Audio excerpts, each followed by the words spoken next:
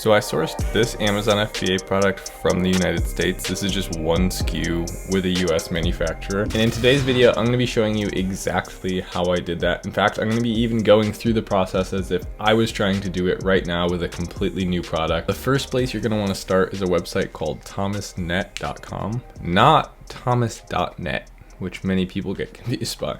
So thomasnet.com is basically like the Alibaba of the United States, except for it's not as good. It doesn't show you the products, the quotes, it's a very rudimentary version, right? So don't expect to be finding too much with this. However, this is a great place to start. So we're gonna be using a product that I found in yesterday's product research video. It was called polymeric sand. Okay, so in the background here, you can see it. It's basically just like a jointing mortar for like in between, you know, pavers, etc. Now, one of the first tips that I'm going to give you is starting from a place where other competitors already source in the United States. That kind of shows you it can be done and shows you what the availability of this product is in the country that you're looking for it from, which in our case is going to be the US. One of the things I like to see is that the seller distribution is primarily United States. Okay, if we see China everywhere in here, it's probably a sign that this is a readily available product in China.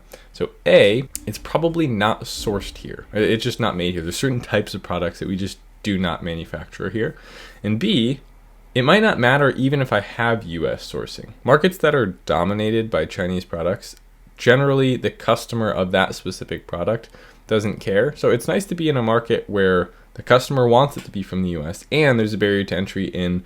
This might just be like a heavy product. Like this is sand in bags, right? So it's pretty heavy. So shipping a bunch of sand bags from China doesn't really make sense. So bigger, bulkier, super simple, natural type products work really well in the US. And so this is an example of what I would be looking for, all US across the board on Helium 10. There's a link in the description for the software, by the way, if you're wondering what this is. And then this is an example of a market that I wouldn't try and find a US supplier for. It's just all China all the way. So this is like a silicone product, right? So before we were looking at like a product for pavers, concrete work, etc. This is a classic cheap plastic product, right? We don't manufacture stuff like this primarily in the US. I mean, I'm sure someone makes this somewhere, maybe, but it's not going to be worth it, right? You see what I'm saying? Like you could just get this so easily, so cheaply made in China. And it's not heavy, it's not bulky, so you have almost no benefit of even sourcing locally for something. So let's say that this is the product that I was trying to build a brand around and source. So my first step is I would actually go back to Thomasnet and I would search the broader name of that product. So I would look up polymeric sand and we'll just hit search and we'll just see what happens. So there's basically categories here that it's giving you for sand. And I would need to know my product better to better look through these. I don't think it's like a playground sand. Oh, concrete facing sand. I think that's exactly what we're looking for.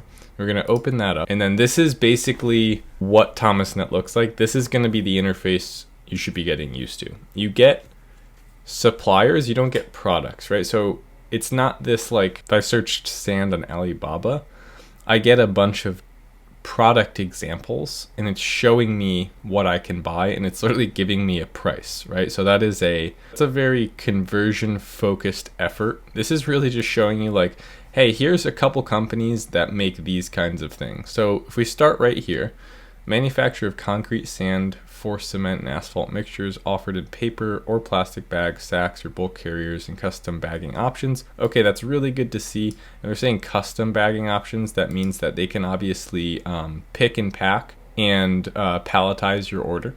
Secondary services include logistics, delivery, and packaging. See, that's amazing. That's the kind of company we're looking for. We don't really want just a like mining company that has the bulk stuff and they're like, we could send a truck of this stuff to you, but we can't do anything else, right? This is what we want as a true manufacturer. So next thing you want to do is you want to actually click on that company's profile and then there should be a website button. Yeah, visit website. And this is where everything starts to get interesting. So you can tell a lot by a company's website. This one is actually very professional. So I was going to say a lot of what you might see is that the websites look like they're from 1999. Many of them will be, right? So this is, like I said, it's not a straightforward, easy process like Alibaba, where every profile you can reach out and just instantly get a quote for something. But this is good that they're saying request quote, and they have a phone number right here. I would start by making a list of companies that you're going to reach out to and split up your workday into finding manufacturers and then reaching out to manufacturers.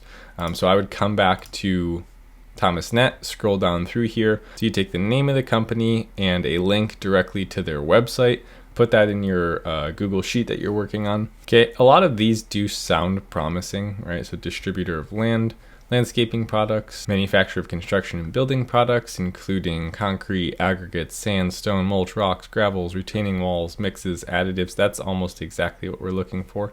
So we would open that profile up, and then we would go and take a look at their website as well. And now almost every website is going to have one of these contact buttons. I'm actually going to go to the other website because I think this one makes more sense. Yeah, here we go. So you go to contact, and there should be emails listed.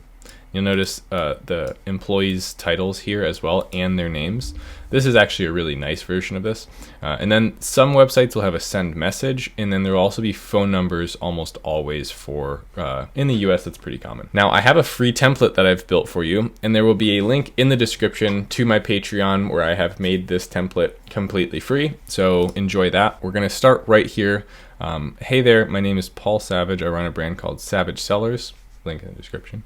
With my business partner John, we're based in Austin, Texas, and we're working to develop a blank product for specific customers. So in this case, we'd say we're working to develop a polymeric sand for DIY home users or something. We recently came across your website and are interested in working with you to source some. And this is a good place to explain your differentiation you want to make. So we might say to source polymeric sand with the following additives for a stronger hold. Again, at this point, you would have already become a slight expert of industry, researched the heck out of your product and how to make it better before reaching out to your supplier. Supplier is one of the last things that you do, despite the modern rushed process of doing a private label business where it's just like, oh, reach out to the supplier, just start working on it and crushing it. For my business, finding a supplier was in like month 5. Like we knew what we wanted to do. We knew everything about the product so that when they had questions for us, we can answer them and we can get moving and grooving. Before, I have a few questions for you. If you can answer them, that'd be great. Oh, sorry, below. Question 1, can you please provide a quote for X amount of goods? Question 2, do you have the ability to package individual units and palletize them in preparation for pickup from our trucks? When you're sourcing in the US, one of the major benefits is your shipping time and also your shipping cost. So we consistently ship 8-pound products for 21 cents, 18 cents, depending on the season right now. It's 24 cents a unit. I say that like it's a lot. Reason for that is because we use an LTL shipment. Basically means I make a shipment in Amazon Seller Central. I have Amazon send a truck to go pick up my shipment from this location. So right now we just want to confirm that they basically have a system for inbound and outbound shipments and palletization. Then give your phone number. This is a really good way to put yourself out there and make it more personalized, right? Hey, here's my personal phone number. Feel free to reach out to me anytime that I'd be happy to give you more details. We look forward to hearing from you, Paul. They're going to respond to that. I've almost never had a company ghost me, so you're going to get a response. Upon response, make the following decision. 1, they're immediately going to admit they won't be able to provide this. A, our MLQ's 20,000. You asked for 1,000 units. We just can't do that. It's too small. B, we don't have the necessary materials or goods to do that. We can't customize that product in that way. You'd have to order it as it is. Okay, so then what you do at that point, and the reason I put this one first is because it's the most common. You likely will not find your supplier on your first try. In fact, I can almost guarantee it. Ask them if they know any business that can. Quick story, I actually found my supplier in this way. So it took 10 emails, 10 email outreaches, and then on the 10th email, we got a response from a company that said, we probably can't do this, but I'm going to put you in touch with someone that can. The person that ultimately we ended up working with. They tied us in, they CC'd them on the email. It was someone they knew from the industry, and that's our supplier now. We have a great relationship with them, and which brings me to step 2. 2, they can potentially do it and need more details. Either 1A, you asked them. If they knew of anybody and they said they did and referred you to them, great. Or the original company said they can do it, your next step is you're going to book a Zoom meeting with them at a specific time within 72 hours. Once you have confirmation that something can potentially work, take advantage of that.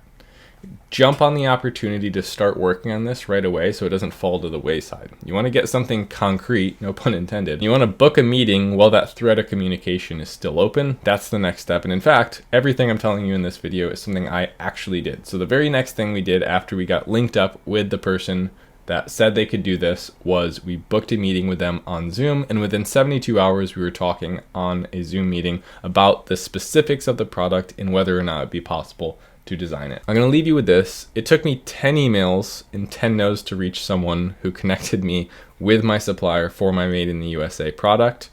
Don't give up, right? I don't necessarily think that it can always happen in 10. In fact, I know that it can't, but it might happen on 100. It might happen on 40, it might happen on 58, right? So just keep going. If you're in a market where it's possible to source from the US, if you see, like I said, step one was make sure other people are already doing it. That's all the proof that you need. So it can be done. It's just a matter of repetition at that point. Figure out who's going to be that right fit for you. Then if you do me a favor, come back to this video and comment, I found my Amazon FBA Made in the US supplier. That would make me so happy knowing that at least one person took away some value from this video. Other than that, that's gonna do it for this video. Be sure to subscribe down below and hit the notification bell so you get notified every time I release a free tutorial like this one. Be sure to watch this video here where you can find out how I actually found the product that we were talking about in today's video. I'll see you over there. Thanks so much. Later.